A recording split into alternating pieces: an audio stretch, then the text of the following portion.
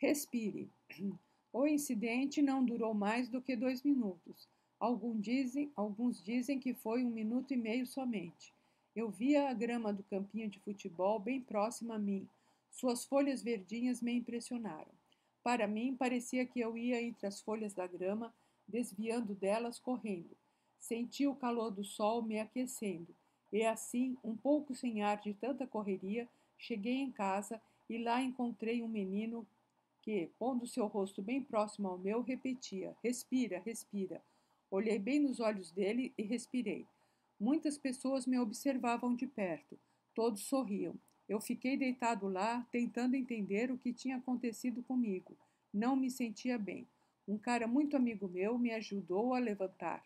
Ele queria muito conversar comigo, mas eu não estava entendendo o que ele dizia. Queria muito ver aquele menino. Procurei-o por ali, mas ele não estava naquele campo. De repente tive um entendimento e falei: preciso descansar. Tadeu me levou para uma cadeira à beira do campo e eu sentei lá um pouco. Vi que ele conversava com todos que estavam por ali. Então ele me perguntou se eu poderia ir com ele a um hospital. Eu não posso trabalhar agora, respondi. Falei assim porque sou médico, mas estava muito cansado mesmo. Ele sorriu e me levou de carro até o hospital. Eu estava um pouco nervoso, pois temia que alguém me pedisse qualquer coisa que me obrigasse a pensar. Mas Tadeu respondia a todos os atendentes e eu nem precisei me esforçar para falar. Passei por um monte de máquinas e fiz muitos exames. Depois de algum tempo, falei para ele. Eu queria descansar. Ele me abraçou e disse: Vou te levar para um lugar ótimo para descansar. Fomos de carro. O lugar parecia um hotel muito bonito, com árvores e grande jardim. O quarto também era bom. Vou te deixar aqui nessa clínica e você pode descansar à vontade. Amanhã eu volto. Ele estava muito contente. Eu gosto muito dele. Ele é meu melhor amigo. E assim eu fiquei em uma casa de repouso, dormindo, comendo e descansando. No dia seguinte apareceu Fabiana, amiga de Tadeu. É uma fisioterapeuta espetacular, apresentou ele. Fabiana vinha todos os dias. Ela queria me ensinar uns exercícios respiratórios. Puseram uma espécie de colchonete no terraço da clínica para fazermos nossos exercícios. Nos primeiros dias eu não conseguia fazer quase nada. Uma expiração e eu dormia profundamente.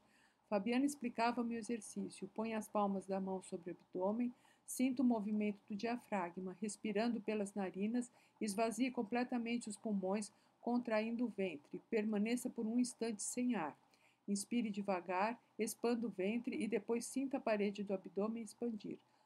Você encheu os pulmões. Agora solte o ar devagar, encolha a barriga suavemente. Tentei me concentrar no movimento do diafragma.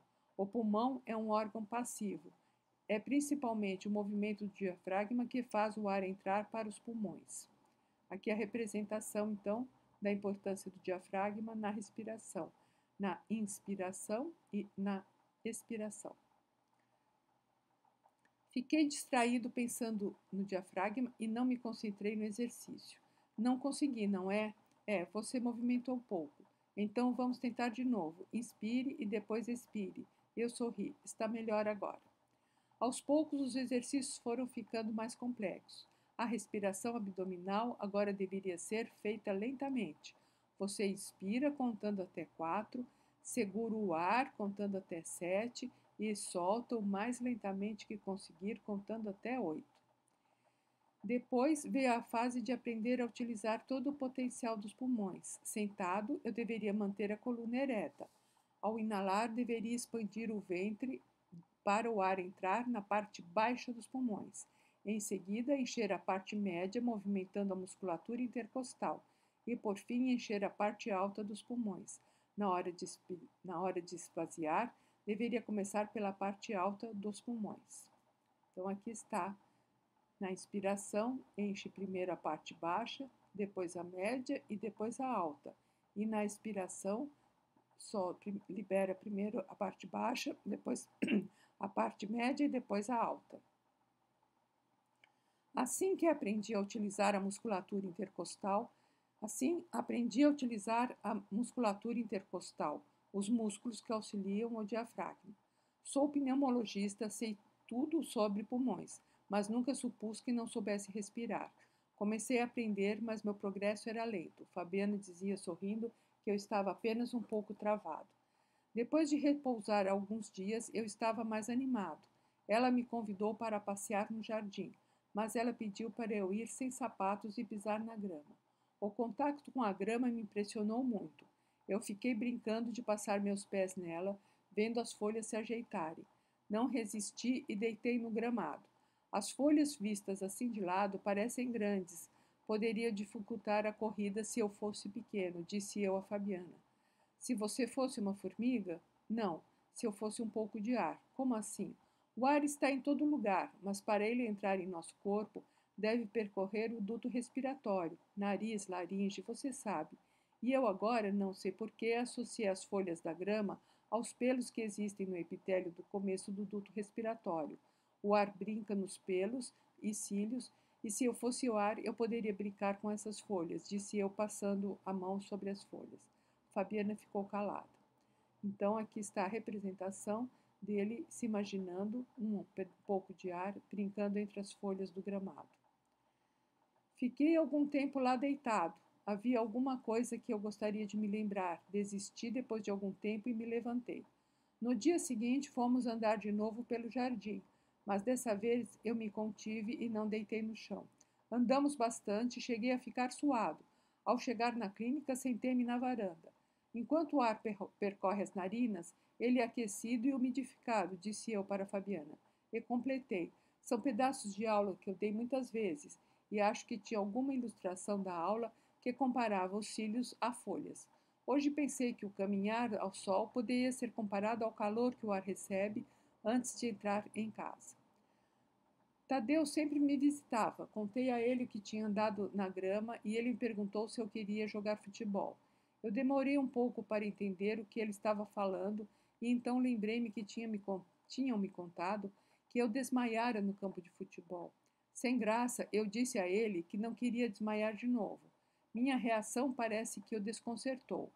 Eu sinto que gosto de Tadeu, mas não me lembro direito da nossa amizade.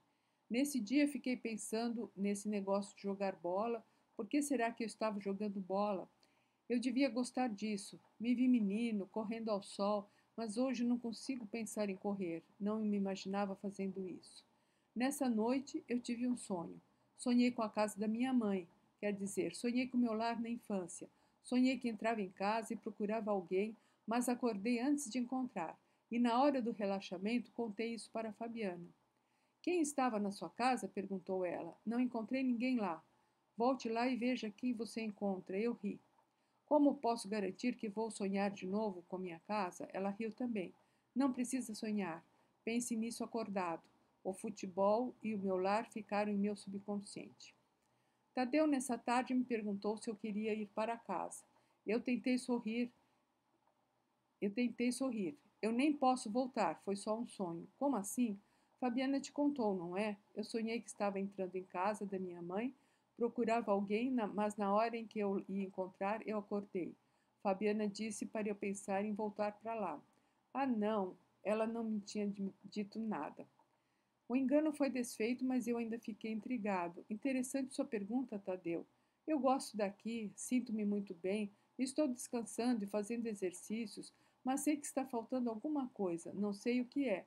Eu ainda não consigo pensar em trabalhar. Você está bem, não pense em voltar agora, fique aqui descansando. Ele sorriu e me abraçou. Sou médico, mas preciso aprender a respirar. Todos nós precisamos, cara, todos nós. Até amanhã. No dia que se seguiram, Fabiana insistia. Enquanto inspira, procure voltar para seu lar. Ache o caminho de volta. Ela falava que na yoga acredita-se que o ar é acompanhado por uma porção de energia ou prana. Eu ouvi o que ela dizia, mas só pensava nas células do epitélio dos brônquios, com seus cílios e líquido que retiram bactérias e impurezas do ar. Interrompi o que ela dizia e falei das células do epitélio e por fim brinquei. Se a energia não for boa, será que elas também agregam energia com as impurezas para serem eliminadas? Ela riu e falou: Ah, isso eu já não sei. E continuei: O caminho do ar é suave. Todo o trajeto foi pensado para fazer da respiração um mecanismo 100% aproveitado. Eu sou apaixonada pelo pulmão. O alvéolo é como uma casa. Então leve o prana para sua casa e inunde sua casa de energia boa. Comecei a imaginar os alvéolos, estruturas delicadas de paredes de colágeno ligeiramente duras, pequenas caixas umas ao lado das outras, revestida por epitélio bem fino que se deixa atravessar por oxigênio, permitindo dessa maneira que ele chegue às hemácias, o que estão nos capilares muito finos. Tudo tão preciso e eficiente. Os alvéolos sempre escuros e quentes, com o seu interior umedecido pela substância surfactante. O líquido surfactante impede que o espaço se feche quando estão sem ar, além de facilitar a dissolução do ar pela superfície interna dos alvéolos. Tudo perfeito e aconchegante. Uma vez imaginei que se alguém pudesse entrar no pulmão, este seria o lugar ideal para dormir. Isto porque os alvéolos produzem um pequeno estalido quando se dilatam. Nós, médicos, chamamos esses estalidos de murmúrio vesicular. Imaginei uma pessoa alojada em um lugar quente, escuro, ouvindo estalidos ora aqui, ora ali. Com certeza ela se sentiria confortável e abrigada. Então, aqui está a representação dele imaginando uma criança aconchegada dentro de um alvéolo pulmonar. Um dia, durante o exercício, eu estava levando prana para casa dentro dos pulmões. Carregava energia pura, caminhei pelos meus brônquios, depositei minha energia na porta do meu lar e então encontrei quem eu procurava. Eu me encontrei naquele menino que eu vira quando desmaiei. Seus olhos eram meus olhos e se encheram de lágrimas, e eu, chorando, o abracei. Onde você estava? Perguntei eu, soluçando. Onde você estava esse tempo todo? Aqui mesmo, disse-me ele. Chorei então feito criança, solucei com gosto até perder o fôlego. Fabiana também chorava silenciosamente. Eu encontrei o menino, disse-lhe eu. Segure a mão dele e traga-o para fora. Ele quer jogar bola, disse-me ela. Chorei muito. Emocionado, sentei-me na varanda da clínica, procurando entender aquele pedaço da minha vida. Finalmente me encontrei e recuperei a memória. Antes do desmaio, eu estava estressado, pois precisava terminar minha tese de doutorado. Lembrei-me que, como andava triste e sobrecarregado com meus estudos, ficava sozinha em casa, pois fazia 1 ano que minha mulher me abandonara. Eu estava quase terminando o texto final. Para estudar mais, tinha diminuído meus atendimentos no consultório e fiquei uns 3 dias sem sair de casa. Tadeu chegou naquela manhã e disse para eu pegar as chuteiras, pois eu iria ao futebol. Eu insisti que não queria, mas ele, com toda a sua amizade e simpatia, me forçou. Ele disse que era anti-higiênico eu ficar tanto tempo estudando em casa. No campinho o jogo corria bem, eu até que estava gostando. Em um momento eu dei um pique atrás de uma bola e desmaiei.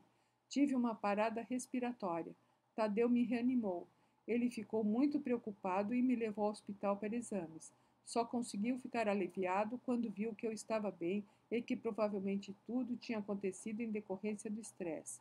Meu corpo entregara-se a esse enorme cansaço. Depois desse tempo, descansando na clínica, eu me recuperei e tive condições de lembrar de tudo isso. O primeiro movimento que fazemos ao nascer é respirar.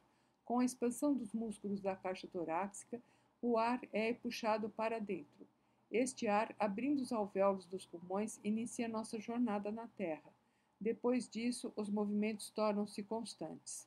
Quase não percebemos nosso movimento respiratório, nem precisamos nos preocupar em comandá-lo. O tórax se expande e se contrai, levando o fluxo de ar que alimenta nosso corpo. Tudo feito com muita eficiência, tudo em perfeita harmonia. Então, nos acostumamos com a perfeição. Descuidados, podemos sobrecarregar nosso corpo de tal forma que esse equilíbrio é desfeito. Temos muitas maneiras de fazer isso. Eu perdi esse equilíbrio por causa do estresse. Há pessoas que escolhem o hábito de fumar e dessa maneira destroem esse mecanismo perfeito. Mas a maravilha é perceber que sempre é possível reaprender a respirar e com isso podemos renascer e recomeçar um outro período na vida, utilizando toda a energia que acompanha o ar. Isso aconteceu comigo. Quando estava desmaiado no campinho, ouvi uma ordem interior para respirar. Forcei uma inspiração e acordei novamente para um recomeço. Continuo fazendo exercícios, associando a respiração a exercícios de alongamento muscular e desenvolvendo uma nova postura corporal. Quando aprumamos a coluna vertebral, facilitamos a expansão do tórax e respiramos melhor. Adquirimos uma nova postura diante da vida. Atualmente conduzo a minha alegria de viver pelas obrigações da vida diária, desviando dos obstáculos que poderiam me afastar da minha própria felicidade. Hoje voltei ao campinho. Estava correndo entre meus amigos quando entendi que a energia da amizade dissolve-se no ar. Essa ternura diluída foi o que me salvou. E somente o amor assim dissolvido na amizade é toda a explicação da vida. Não consegui jogar mais. Abracei Tadeu e comecei a chorar. Todos nossos amigos juntaram-se a nós. A emoção tomou conta de todos nós. Muito obrigada, disse eu. Muito obrigada, disseram todos.